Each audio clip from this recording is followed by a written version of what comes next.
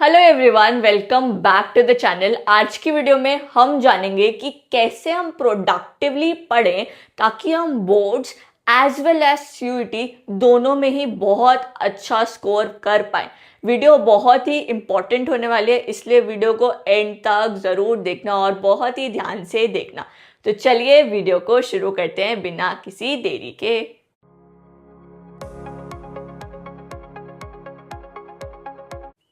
देखिए, सबसे पहला क्वेश्चन आता है कि हम कैसे प्रोडक्टिवली पढ़ें ताकि हमारे टाइम का बेस्ट यूटिलाइजेशन हो। देखो, दो मेथड होते हैं, एक तो होता है टाइम बेस्ड स्टडी, एक तो होता है टाइम बेस्ड स्टडी, एक होता है task based study. Time based study क्या होता है कि आपने टाइम अलॉट कर दिया कि मेरे को 2 घंटे पढ़ना है, मेरे को 4 घंटे पढ़ना है, मेरे को 6 घंटे पढ़ना है। इसमें क्या है, 2 4 6 आपने टाइम अलॉट कर दिया। वहीं टास्क बेस्ड स्टडी क्या होता है कि आपने टास्क अलॉट करा है कि मेरे को तो आज 1 चैप्टर करना है, या मेरे को तो आज 2 चैप्टर करना है, या मेरे को आज 4 चैप्टर करना है। यहाँ पर आपने टास्क दे दिया खुद को कि मेरे को इतने चैप्टर करके ही सोना है, चाहे कितना भी टाइम लगे। तो आपको क्या लगता है किस में ज़्यादा प्रोडक्टिविटी आती होगी? देखो, टाइम बेस्ड में क्या होता है ना कि आपने सपोज सोचा कि मैं आज 4 घंटे पढ़ूंगा, ठीक है, आपने 2 घंटा सीरियसली पढ़ा, 1 घंटा ऐसे ही मजे में पढ़ लिया और 1 घंटा टाइम वेस्ट कर लिया, तो क्या कोई प्रोडक्टिविटी आई? नहीं। पर टास्क बेस्ड में क्या होता है ना, दिमाग में एक प्रेशर रहता है कि मेरे को करना है, मेरे को करना है, मेरे को करना है। 2 चैप्टर मैंने अगर डिसाइड कर लिया तो मेरे को वो 2 चैप्टर करके ही सोना है। तो दिमाग में एक प्रेशर रहता है। अब वो 2 चैप्टर वो मेरी कैपेबिलिटी है कि मैं वो 2 चैप्टर या तो 1 घंटे में कर लूँ, या मैं उसको 2 घंटे में कर लूँ, या मैं उसको 10 घंटे में करूँ, पर मेरे को करके ही उसको सोना है। तो कौन सा मेथड ज़्यादा बढ़िया है? वो है हमारा टास्क बेस्ड मेथड। इसमें ज़्यादा प्रोडक्टिविटी आती है और आप ज़्यादा चीज़ें कर पाते हो, क्योंकि आपने डिसाइड कर लिया कि हाँ, मैंने इतने चैप्टर तो करके ही सोना है, वरना सोना ही नहीं है। जब तक मैं इतने नहीं करूँगा तब तक मैं सोऊंगा नहीं। तो आपको हमेशा टास्क बेस्ड स्टडी करनी है। सुबह सुबह ये सोच लेना है कि मेरे को आज इतने चैप्टर करने और उतने चैप्टर करके ही आगे बढ़ना है, चाहे 1 घंटा लगे चाहे 10 घंटा लगे, मेरे को इतने चैप्टर करने हैं। दूसरा टॉपिक क्या आता है? दूसरा टॉपिक आता है हमारा कि हम सिलेबस कब तक कंप्लीट करें अपना। देखो, बिल्कुल हाई टाइम समझो कि मेरे को जुलाई एंड तक तो करना ही है। अगर फिर भी थोड़ा ऊपर नीचे जाता है, कोई फैमिली इमरजेंसी हो जाती है, कुछ भी रीज़न की वजह से अगर आप जुलाई एंड तक नहीं कर पाते तो अगस्त मिड तक तो करना ही करना है। बिल्कुल डेडलाइन बना दो, अगस्त मिड इज 15 अगस्त तक करना ही है। 15 अगस्त तक करना ही करना है एट एनी कॉस्ट। इसको डेडलाइन बना दो कि तब तक कंप्लीट करना है। अब इस दौरान ये जो आप अप्रैल से जो पूरा जुलाई तक या अगस्त मिड तक, इस टाइम पीरियड में आप करने क्या वाले हो, कैसे पढ़ाई करोगे? सबसे मेन फोकस किस चीज़ पे रखोगे? कॉन्सेप्ट पे। जितना आप अपने कॉन्सेप्ट को स्ट्रॉन्ग बना पाओगे ना, उतना ज़्यादा बनाना। ज़्यादा से ज़्यादा टाइम, ज़्यादा से ज़्यादा फोकस सिर्फ और सिर्फ कॉन्सेप्ट पे देना। अभी इस टाइम पर अगर आपने 100 क्वेश्चन सॉल्व करने बैठ गए ना आप, तो आपका क्या होगा? कॉन्सेप्ट नहीं स्ट्रॉन्ग हो पाएगा। क्वेश्चन तो आप सॉल्व कर लोगे, सारे कॉन्सेप्ट को स्ट्रॉन्ग नहीं कर पाओगे। फिर जब सीयूईटी आएगा ना, तब आप एमसीक्यू टाइप क्वेश्चन में फंस जाओगे अगर आपका कॉन्सेप्ट स्ट्रॉन्ग नहीं होगा। तो इन 3-4 महीने सिर्फ और सिर्फ कॉन्सेप्ट एंड कॉन्सेप्ट पे ध्यान देना। क्या क्वेश्चन पे बिल्कुल ही ध्यान नहीं देना है? अभी बात करेंगे कैसे क्वेश्चन सॉल्व करने। बट मेन फोकस किस पे होना चाहिए?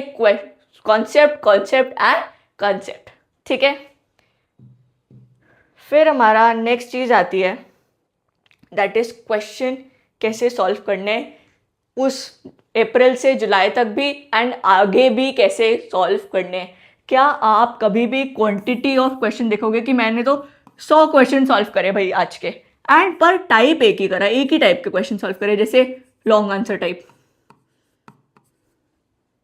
क्या ये करना है कि क्वांटिटी देखनी है और एक ही टाइप के करे जा रहे करे जा रहे करे जा रहे करे जा रहे?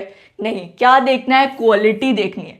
क्या देखना है? टाइप देखना है कि मैं चाहे 50 ही क्वेश्चन क्यों ना करूं, पर एटलीस्ट 5 टाइप के तो करूं, जिसमें एमसीक्यू भी कर रहा हूं, असर्शन रीजनिंग भी कर रहा हूं, पिक्चर बेस्ड भी कर रहा हूं, लॉन्ग आंसर टाइप भी हो रहे हैं, शॉर्ट आंसर टाइप भी हो रहे हैं। तो हमेशा क्वालिटी देखनी है, टाइप देखना है कि भाई चाहे मैं कम क्यों ना सॉल्व करूं, बट टाइप ज्यादा हो मेरे क्वेश्चंस में। यहां पर क्वांटिटी में क्या होता है कि आप चाहे 100 या 200 क्यों ना क्वेश्चन सॉल्व कर लो, बट अगर आप एक ही टाइप के सॉल्व करे जा रहे हो करे जा रहे हो करे जा रहे हो, उससे कोई भी फायदा नहीं होने वाला है। क्योंकि सीबीएसई भी अब थोड़े से कॉम्प्लिकेटेड एमसीक्यू बनाने लग गया है, जिसमें बहुत सारी वैरायटी है, पिक्चर बेस्ड है, असर्शन रीजनिंग है, ट्रू एंड फॉल्स भी आ सकता है, यू नेवर नो। तो इसलिए आपको हर क्वेश्चन को प्रिपेयर करना है, हर एक टाइप के क्वेश्चन को प्रिपेयर करते हुए चलना है। चाहे अप्रैल से जुलाई का भी टाइम क्यों ना है, इसमें आप कॉन्सेप्ट पे तो मेन फोकस करेंगे भी। जब क्वेश्चन सॉल्व करने आएंगे ना, ये नहीं कि क्वेश्चन सॉल्व ही नहीं करने, ठीक है, क्योंकि क्वेश्चन सॉल्व करना भी इंपॉर्टेंट है, क्योंकि एग्जाम में क्वेश्चन ही आने वाले। पर क्वेश्चन कैसे सॉल्व करेंगे?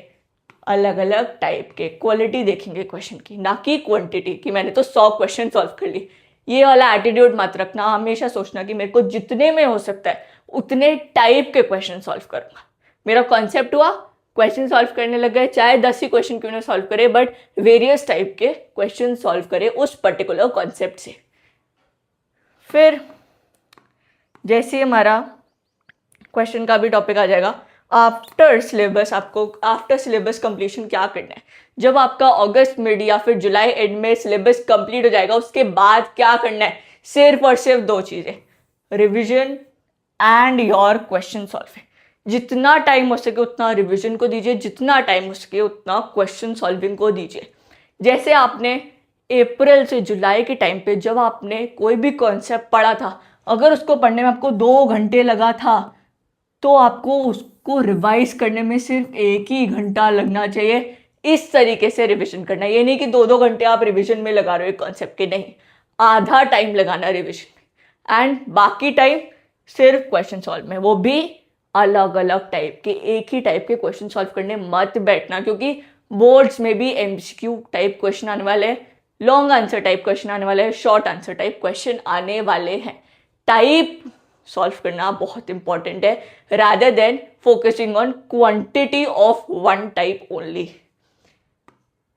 देन उसके बाद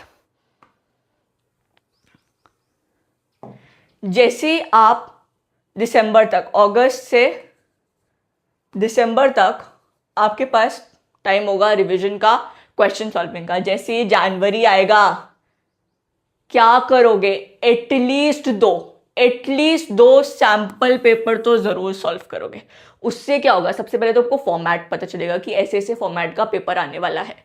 दूसरा, आपको प्रैक्टिस बनी रहेगी कि हाँ, मेरे को इतना स्पीड मेंटेन करना है 3 घंटे में पेपर सॉल्व करने में। फिर आपको टाइप भी पता चलेगा कि हाँ, ऐसे ऐसे इन क्वेश्चंस में इतना इतना टाइम देना है, एमसीक्यू में कितना टाइम देना है। तो आपको टाइम मैनेजमेंट भी समझ में आएगा। इसलिए सैंपल पेपर सॉल्व करना भी बहुत ही एसेंशियल स्टेप है। अगर आपने एक सैंपल पेपर सॉल्व कर लिया, आपको नहीं कॉन्फिडेंस आया, तो और अच्छे से पढ़ाई करके दूसरा सैंपल पेपर सॉल्व करना, बट एटलीस्ट 2 सैंपल पेपर तो सॉल्व करना।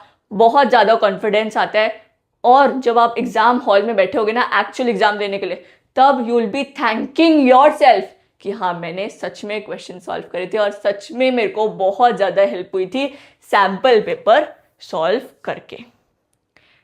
फिर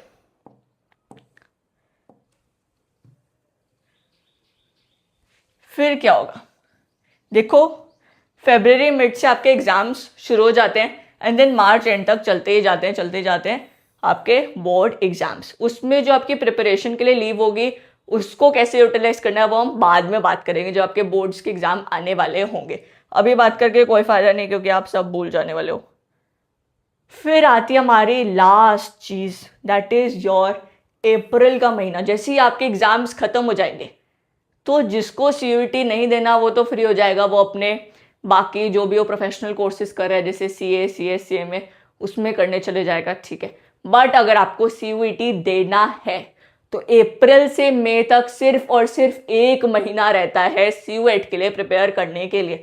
तो उसमें आपको क्या करना है, सिर्फ MCQ बेस्ड क्वेश्चन, सिर्फ MCQ बेस्ड क्वेश्चन एंड सिर्फ MCQ बेस्ड क्वेश्चन करते रहना है, करते रहना है, करते रहना है, करते रहना है।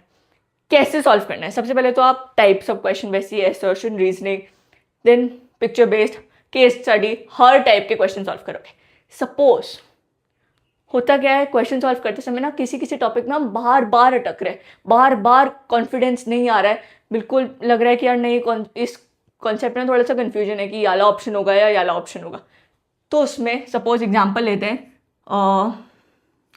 12th स्टैंडर्ड में इकोनॉमिक्स का एक कॉन्सेप्ट है stock and flow, stock and flow.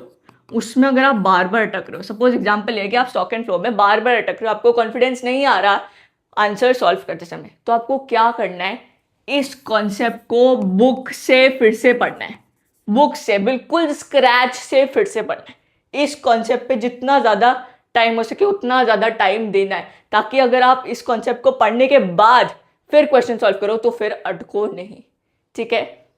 ऐसे आपको पूरा ही अपना साल प्लान करना है। 11th में जो हुआ सो हुआ, बट 12th बहुत ही इंपॉर्टेंट होती है, CUET बहुत ही इंपॉर्टेंट होता है, आपको आपका ड्रीम कॉलेज मिलता है, वो फीलिंग ही अलग होती है। ट्रस्ट मी, अगर आप ये वाला साल वेस्ट कर दोगे ना, लाइफ टाइम रिग्रेट करोगे, इसलिए मत वेस्ट करो। बट हाँ, फन अपनी जगह करो, थोड़ा बहुत टाइम अपने हॉबीज़ में, एक्टिविटीज़ करने में, बाहर कुछ भी घूमने फिरने में भी लगाओ, बट हाँ पढ़ाई में भी फुल फोकस करो, क्योंकि बहुत ही इंपॉर्टेंट टाइम है और टाइम वापस नहीं आएगा। अगर आपको ये वीडियो अच्छी लगी हो तो प्लीज़ वीडियो को लाइक करना and please add your valuable comment as well. Thank you so much for watching. See you in the next video. Bye bye.